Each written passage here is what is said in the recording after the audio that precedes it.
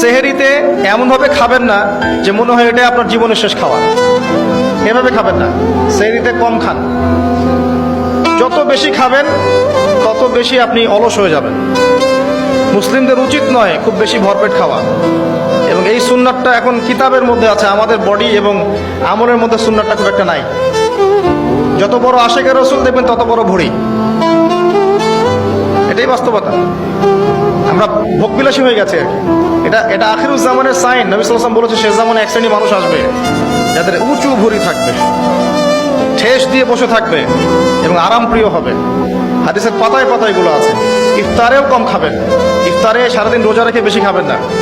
খেতে হলেই পেটের এক ভাগ খান, এক ভাগ ফাঁকা রাখেন, আপনি ইবাদত করে স্বাচ্ছন্দ্য বোধ করবেন। ইফতারে বেশি খেলে তারাবির নামাজ পড়তে পারবেন না। এবং তারাবি জামাতে পড়ার চেষ্টা করবেন। তারাবি সালাতে সুন্দর করে লম্বা করে পড়ার চেষ্টা করবেন। সময় লাগুক 1 ঘন্টা 2 ঘন্টা। দিনদার ছেলে নাই, বিয়ে নাই। দিনদার মেয়ে নাই, বিয়ে নাই। ওই যেটা আপনি মনে করছেন রূপ সৌন্দর্য হাবিজাবি কিচ্ছু থাকবে না ভাই, কিচ্ছু থাকবে না। 1 বছর 2 বছর পরে সব শেষ। দিনদার স্ত্রী পাবেন, চোখ বন্ধ করে বিয়ে করে ফেলবেন। আর দিনদার স্বামী পাবেন, বিয়ে করে ফেলবেন।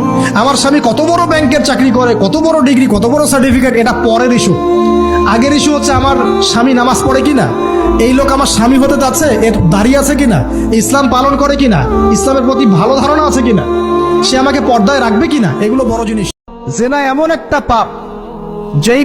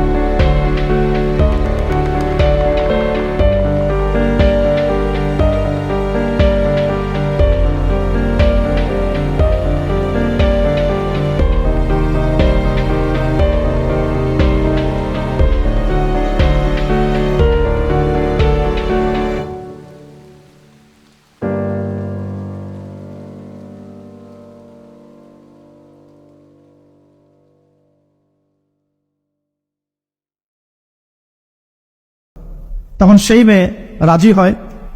ঠিক যে মুহূর্তে তারা সেক্সুয়াল সম্পর্কটা করবে, ঠিক ওই মুহূর্তেই এই মেয়ে বলে ওঠে, হে আল্লাহর বান্দা, আল্লাহকে ভয় করো। আমি সারা জীবন আমার সতীত্বকে ধরে রেখেছি, কাউকে দেইনি। আমি কারোর সাথে এরকম অন্যায় করি নাই। আমি খারাপ মেয়ে নই। তুমি আমার ইজ্জতটা নষ্ট করো না। কে বলছে কথা? মেয়ে। ওই অবস্থা থেকে কি একটা ছেলের উঠে আসা সম্ভব? এটা কি এতটাই সহজ? এটা কিন্তু সহজ না। সত্যি কথা বলতে এই বিষয়টা কিন্তু এতটাও সহজ না। যারা অবিবাহিত তারা হয়তো বুঝতে পারবে না, বিবাহিতরা বুঝতে পারছে। তো ওই অবস্থা থেকে সেই টাকাগুলো না নিয়ে সেই স্বর্ণমুদ্রা মেয়েকে দিয়ে ওখান থেকে সেই ছেলে উঠে আসে আল্লাহর ভয়ে। সে এখন গুহার মধ্যে আটকা পড়েছে, আল্লাহকে বলছে, আল্লাহ ওই দিন ওই কাজ যদি তোমার সন্তুষ্টির জন্য করে থাকি, আজকে আমাকে মৃত্যুর হাত থেকে বাঁচাও। সমস্ত পাথর তপ করে সরে গেল বন থেকে।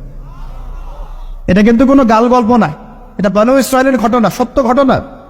এই হাদিস থেকে আমি আপনাকে দলিল দিচ্ছি যে যদি জেনার মতো পাপ থেকে আমি সরে আসতে পারি, সাক্ষাৎ মওত থেকে আল্লাহ বাঁচাতে পারে। সেহেরিতে এমনভাবে খাবেন না যে মনে হয় এটা আপনার জীবনের শেষ খাওয়া। এভাবে খাবেন না। সেহেরিতে কম খান। যত বেশি খাবেন তত বেশি আপনি অলস হয়ে যাবেন। মুসলিমদের উচিত নয় খুব বেশি ভরপেট খাওয়া। এবং এই সুন্নাতটা এখন কিতাবের মধ্যে আছে, আমাদের বডি এবং আমলের মধ্যে সুন্নাতটা খুব একটা নাই। যত বড় আশেকের রসুল দেখবেন তত বড় ভুঁড়ি। এটাই বাস্তবতা। আমরা ভোগবিলাসী হয়ে গেছে আর কি। এটা আখিরুজ্জামানের সাইন। নবী সাল্লাল্লাহু আলাইহি ওয়াসাল্লাম বলেছে শেষ জামানে এক শ্রেণী মানুষ আসবে যাদের উঁচু ভুঁড়ি থাকবে, ঠেস দিয়ে বসে থাকবে এবং আরাম প্রিয় হবে। হাদিসের পাতায় পাতায় এগুলো আছে। ইফতারেও কম খাবেন, ইফতারে সারাদিন রোজা রেখে বেশি খাবেন না। খেতে হলে পেটের এক ভাগ খান, এক ভাগ ফাঁকা রাখেন, আপনি ইবাদত করে স্বাচ্ছন্দ্য বোধ করবেন। ইফতারে বেশি খেলে তারাবির নামাজ পড়তে পারবেন না। এবং তারাবি জামাতে পড়ার চেষ্টা করবেন, তারাবি সালাতে সুন্দর করে লম্বা করে পড়ার চেষ্টা করবেন। সময় লাগুক 1 ঘন্টা 2 ঘন্টা। একটা টিকটক প্রতিবন্ধী জেনারেশন তৈরি হচ্ছে। আপনি তাকান, দাঁড়ান, ঠিক বেঠিক বলবেন।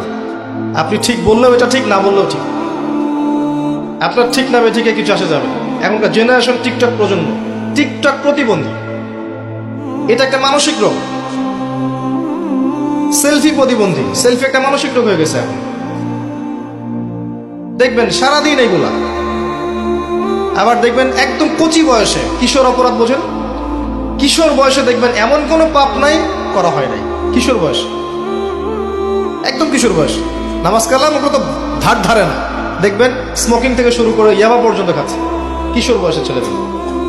এরা আবার যুবক হচ্ছে, এরা স্কুলেও পড়ে, কলেজেও পড়ে, মাশাআল্লাহ।